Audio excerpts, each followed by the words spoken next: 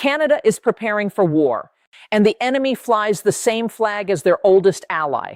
In the last 24 hours, information has emerged that changes the entire calculus of North American security. Canadian armed forces are moving ships, aircraft, special operations personnel across land, maritime, air, cyber, and space domains, all of them simultaneously into the Arctic. And the target of this deployment is not Russia. It is not China. Intelligence analysts and defense experts are now quietly confirming what no politician wants to say out loud. Canada is positioning itself for a confrontation with the United States of America. Let that land for a second. Two NATO allies, two of the closest military partners in the history of the world, staring each other down across the frozen top of the planet. This is Arctic Decoded, where power shifts are mapped before the maps change. Subscribe, hit the notification bell, and stay ahead, because what you are about to hear is just the opening chapter. Now, let's go back to the beginning. Because to understand what is happening right now in the Canadian Arctic, you have to understand what the Northwest Passage actually is and why it has been the most quietly contested piece of geography on Earth for the last 50 years. The Northwest Passage is a sea route. It runs through the Canadian Arctic archipelago, a maze of islands, frozen channels, and deep straits stretching from the Atlantic to the Pacific across the top of North America. For centuries, it was impassable. Explorers died trying to navigate it. It was sealed in ice for most of the year, dangerous even in summer, and commercially irrelevant. That world no longer exists. Because of climate change, the Arctic ice is retreating. The Northwest Passage is now increasingly navigable. And a navigable Northwest Passage changes global shipping forever. A cargo vessel traveling from Rotterdam to Tokyo through the Northwest Passage cuts roughly 7,000 kilometers off its journey compared to going through the Panama Canal. 7,000 kilometers. That is not a shortcut. That is a restructuring of global trade geography. And whoever controls that passage controls a strategic artery of the future world economy. Canada says it controls it. Canada has always said that. Under Canadian law, under Canadian legal doctrine going back decades, the Northwest Passage is internal Canadian waters, Canada's sovereign territory. Any vessel wishing to transit that passage must request permission. Full stop, but that's not the real problem. The United States of America has never agreed with that position. Not once, not ever. The United States maintains, officially and consistently, that the Northwest Passage is an international strait, open to all nations for transit passage without requiring permission from Canada. The U.S. has sent submarines through those waters without telling Ottawa. They have sent icebreakers through without permission. And every single time, Canada has protested, and the United States has simply ignored the protest and moved on. Until now, this was a legal argument fought with diplomatic notes and law review articles. Now, in 2026, it is becoming something else entirely. Military analysts are already warning that the conditions for a genuine armed confrontation, the first between two NATO allies in the history of the alliance, are quietly assembling themselves in the Arctic. And this is where things get worse. Because the new variable in this equation is not geography. It is not international law. It is one man sitting in the White House whose administration has, on multiple occasions, casually floated the idea that Canada should become the 51st state of the United States. That Canada's sovereignty is, in the words used by people close to that administration, a matter of convenience rather than permanence. Think about what that framing actually means strategically. If you are an American administration that has publicly questioned whether Canada should even exist as an independent nation, then why would you recognize Canadian sovereignty over the Northwest Passage? Why would you ask permission to send your warships through Canadian Arctic waters? Why would you do anything other than assert American dominance over a route that is about to become one of the most economically and militarily significant sea lanes on the planet? Defense experts understand that this is not paranoia. This is strategic logic. And Ottawa has clearly reached the same conclusion. Because what Canada is doing right now, the deployments, the exercises, the positioning of forces, is not a response to Russia. Russia is a convenient public justification. The internal briefings, the strategic documents, the quiet conversations between Canadian military planners, they are about a different threat vector entirely. Intelligence reports suggest that Canadian planners have war-gamed the scenario in which a U.S. naval vessel transits the Northwest Passage without permission. They have run the numbers, they have looked at the options, and the conclusion they have reached is deeply uncomfortable, because this is where everything breaks down. Let's walk through what that scenario actually looks like, not in abstract policy terms, in operational real-world terms.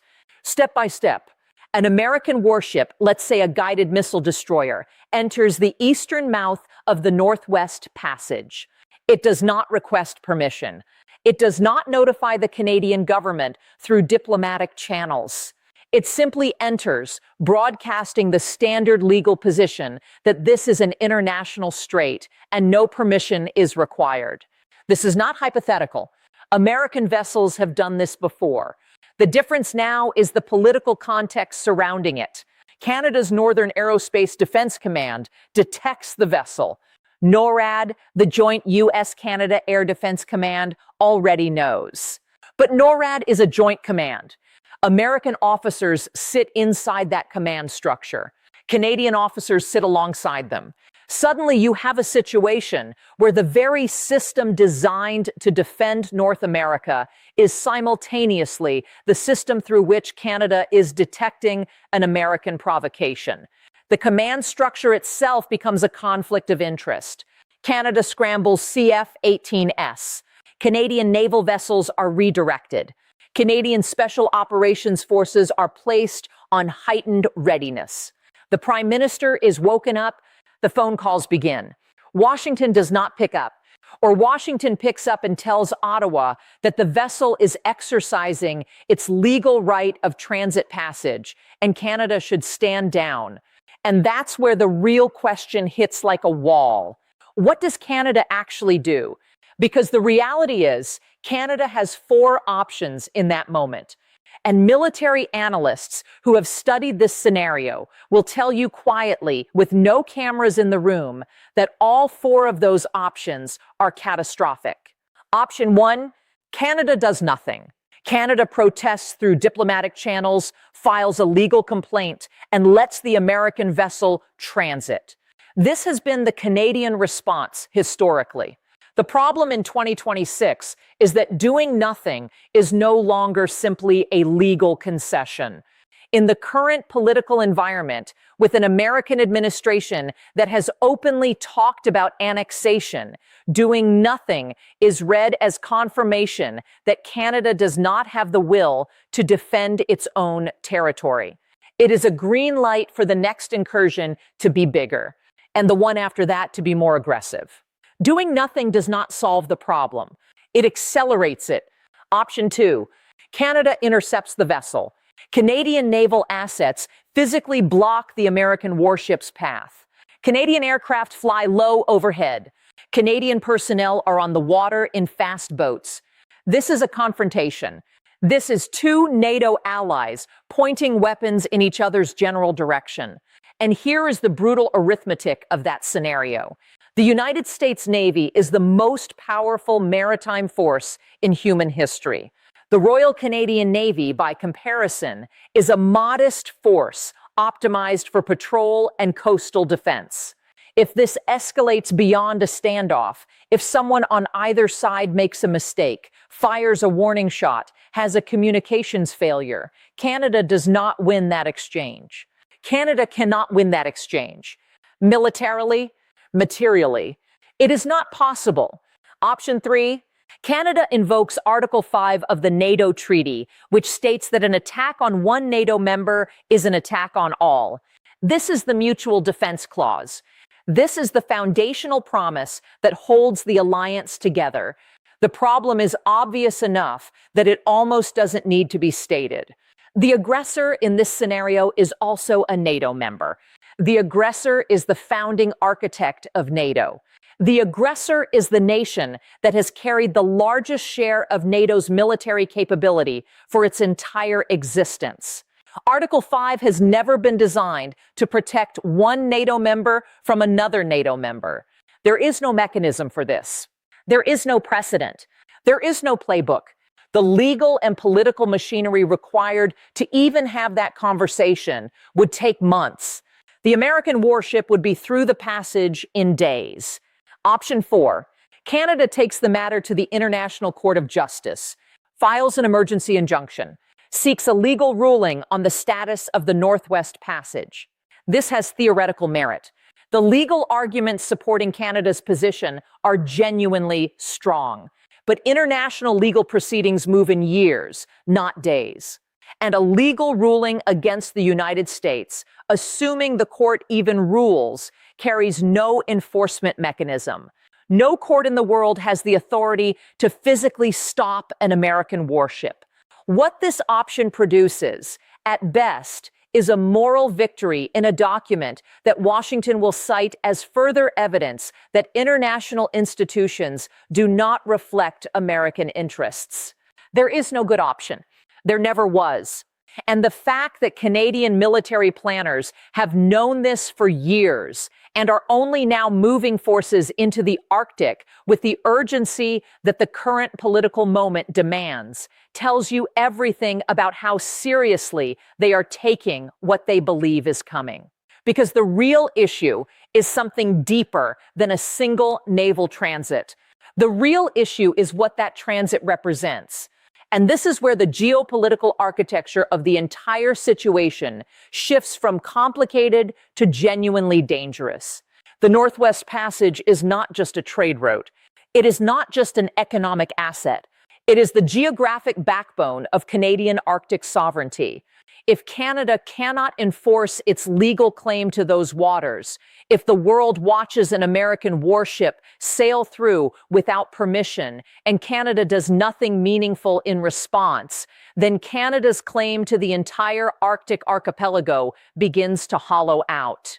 Territory in international relations is ultimately defined by the ability and willingness to defend it.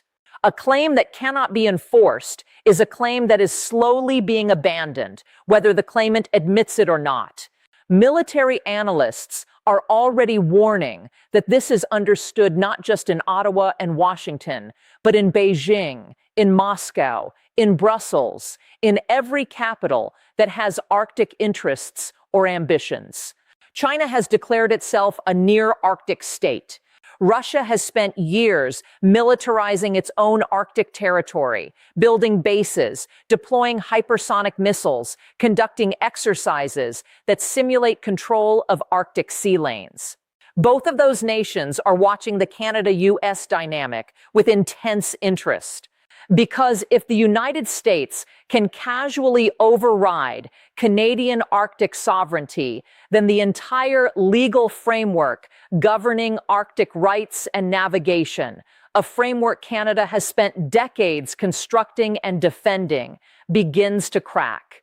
And those cracks benefit every actor that wants a piece of the Arctic's resources, its routes, or its strategic positioning.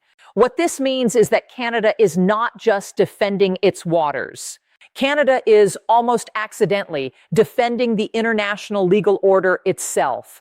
And it is doing so without the military power to guarantee success, without the alliance support it was promised, and against a partner whose political leadership has openly questioned its right to exist as a sovereign nation.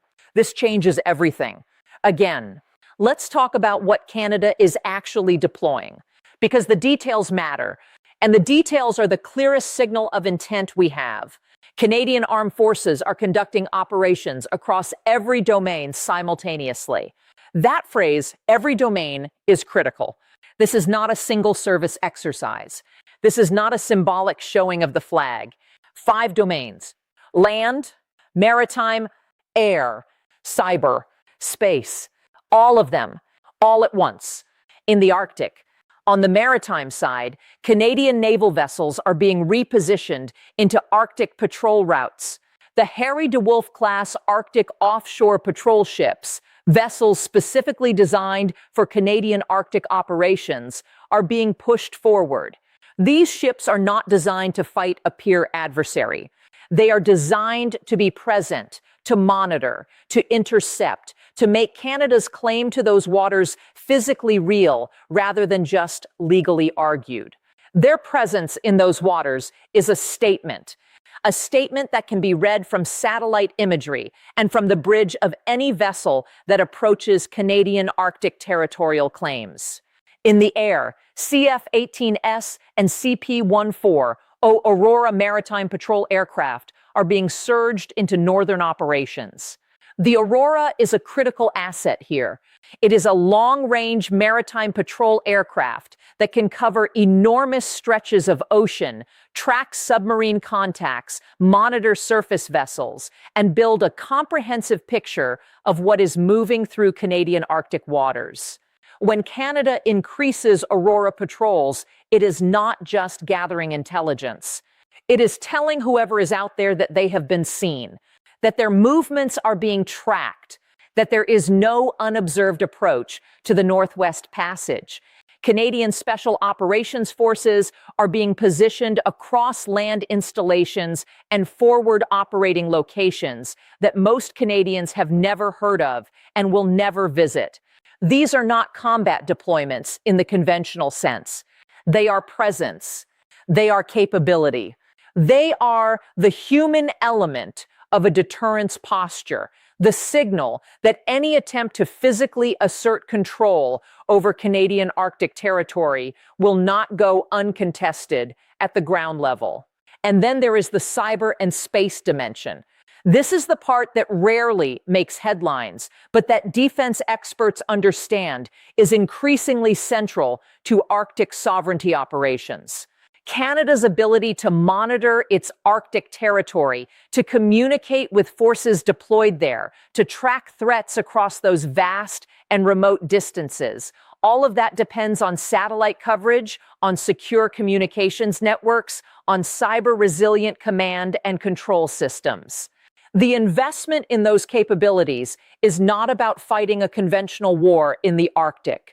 It is about being able to see everything that happens there in real time and to communicate and coordinate a response even if adversaries attempt to blind Canadian sensors or disrupt Canadian networks. This is not the behavior of a nation conducting a training exercise. This is the behavior of a nation that believes a confrontation is coming and is trying to make itself as ready as possible before it arrives. And yet, and this is the moment where the false calm breaks down into the full picture. Even with all of this preparation, even with all of this capability being surged into the Arctic, the fundamental asymmetry does not go away. It cannot go away. What do you think Canada should do? What would you do in Ottawa's position? Drop it below.